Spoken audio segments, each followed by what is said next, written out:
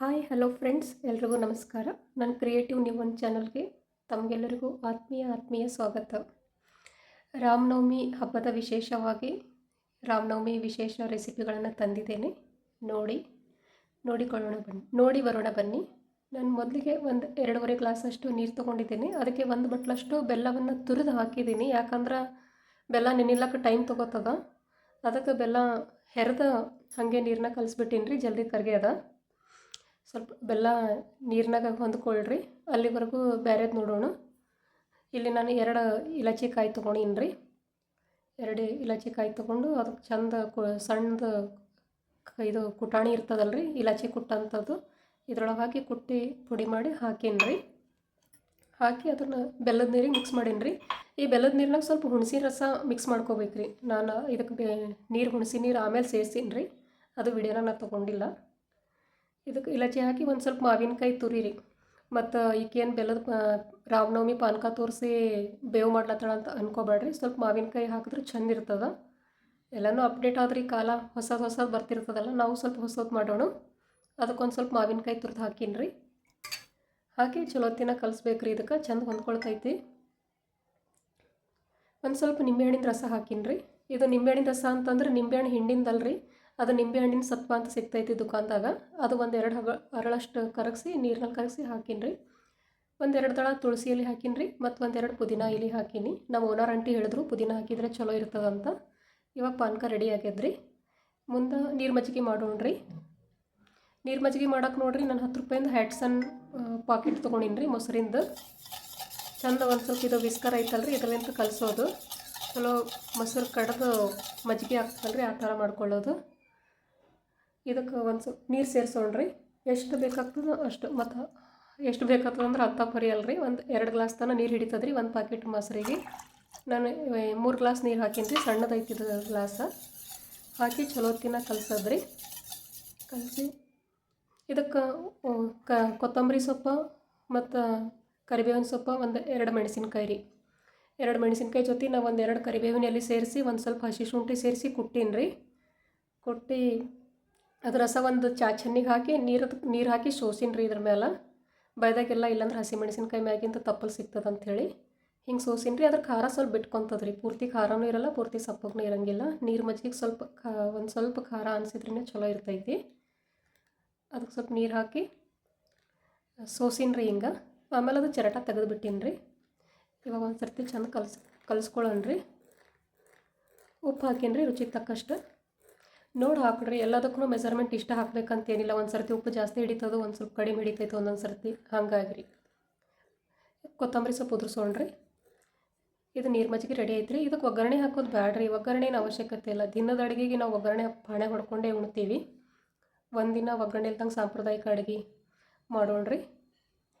ಇಷ್ಟ ಆಯ್ತಂದ್ರೆ ಒಂದು ಲೈಕ್ ಮಾಡಿರಿ. ರೆಸಿಪಿ ಹೆಂಗದ ಅಂತ ಕಮೆಂಟ್ ಮಾಡಿರಿ. ರಾಮನವಮಿ ಪ್ರಸಾದದ್ದು ಕಮೆಂಟ್ ಮಾಡಿರಿ ಹೆಂಗೈತೆ ಅಂತ. ಇದು ಒಂದು ಮಾರ್ಕೆಟ್ನಲ್ಲಿ ಸಿಗ್ತೈತೆ ರೀ 10 ರೂಪಾಯಿಗೆ. ಇದು ಮಜ್ಜಿಗೆ ಮಸಾಲ ರೀ. ಇದನ್ನು ಬೇಕಾದರೂ ಕೂಡ ಮಿಕ್ಸ್ ಮಾಡ್ಕೊಳ್ಬೋದು ರೀ, 10 ರೂಪಾಯಿಗೆ ಅಷ್ಟೇ ಸಿಗ್ತದೆ. ಇವಾಗ ಕೋಸಂಬರಿ ಮಾಡೋದು ನೋಡೋಣ ಬರ್ರಿ. ನಾನು 1 ಬಟ್ಲು ಕಡಲೆಬೇಳೆ ನೆನೆಸಿಟ್ಟು ಅದನ್ನು 1 ಬಟ್ಲು ಕಡಲೆಬೇಳೆ ತೊಗೊಂಡಿನಿ ರೀ. ಇದಕ್ಕೆ ನೋಡಿರಿ, ನಾನು ಅರ್ಧ ಸೌತೆಕಾಯಿ ಹೆರ್ದೀನಿ ರೀ. ಇನ್ನೂ ಒಂದು ಕ್ಯಾರೆಟ್ ಹೆರ್ದೀನಿ ರೀ. ಆಮೇಲೆ ಅರ್ಧ ಸೌತೆಕಾಯಿ ಹಿಂಗೆ ಸಣ್ಣ ಹೋಳು ಮಾಡಿ ಇಟ್ಕೊಂಡಿನಿ ರೀ. ಮೊದಲು ಇದು ಮಿಕ್ಸ್ ಮಾಡಕತ್ತೀನಿ ರೀ. ಅಂದ್ರೆ ಸೌತೆಕಾಯಿ ಹೆರ್ದ್ಮೇಲೆ ಒಂದು ಸರ್ತಿ ಕೈಲಿಂತ ಗಟ್ಟಿ ಹಿಂಡಬೇಕು ರೀ, ಇಲ್ಲಾಂದ್ರೆ ನೀರು ಬಿಟ್ಕೊಳ್ತದೆ ಅದು.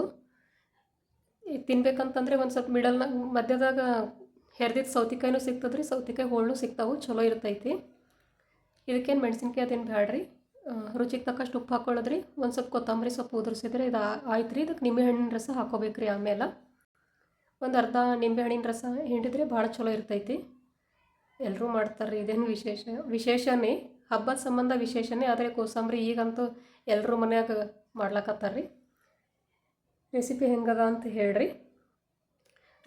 ರಾಮನವಮಿ ರೀ ಹಿಂದೂಗಳದ್ದು ಒಂದು ದೊಡ್ಡ ಹಬ್ಬ ರೀ ಇದು. ರಾಮ ಹುಟ್ಟಿದ ದಿನ ಅವರು ಕೋಸಂಬರಿ ಪಾನಕ ಮಾಡಿ ಕೊಟ್ಟಿರ್ತಾರಂತ್ರಿ. ಹಾಗೆ ಆಚರಿಸ್ಕೊಂಡು ಬರಾಕತ್ತಾರ. ನಾವು ಮಾಡಾಕತ್ತೀವಿ, ನೀವು ಮಾಡಿರಿ. ಹೆಂಗದ ಅಂತ ಹೇಳ್ರಿ. ನೋಡಿರಿ, ಇದು ಕೋಸಂಬರಿ ರೀ.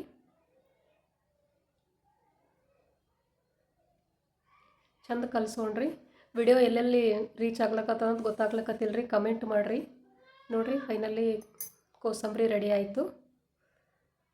ಇವಾಗ ಒಂದು ಎಲ್ಲದಕ್ಕೂ ಸರ್ವ್ ಮಾಡ್ಕೊಳ್ಳೋಣ ರೀ. ನಾನಿಲ್ಲಿ ಒಂದು ದೊಡ್ಡದು ಇದ್ರೊಳಗೆ ಟ್ರೇನಲ್ಲಿ 2 ಗ್ಲಾಸ್ ಒಂದು ಬಟ್ಟಲು ಇಟ್ಟಿನಿ ರೀ ಕಾಜಿಂದ.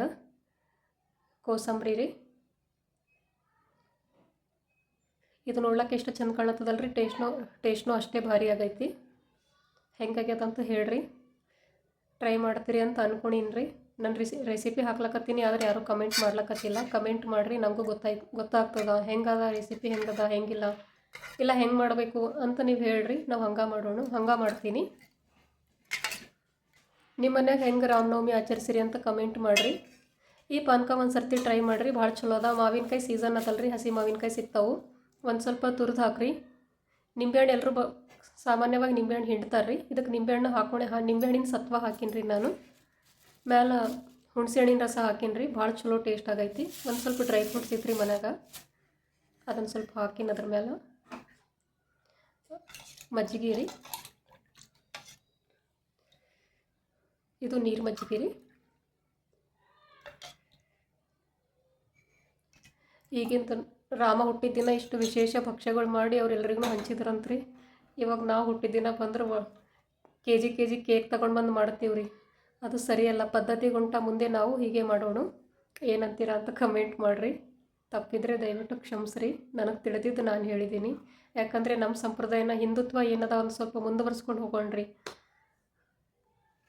ಎಲ್ರಿಗೂ ರಾಮನವಮಿ ಹಬ್ಬದ ಶುಭಾಶಯಗಳು ರೀ. ಥ್ಯಾಂಕ್ ಯು ಸೋ ಮಚ್ ರೀ.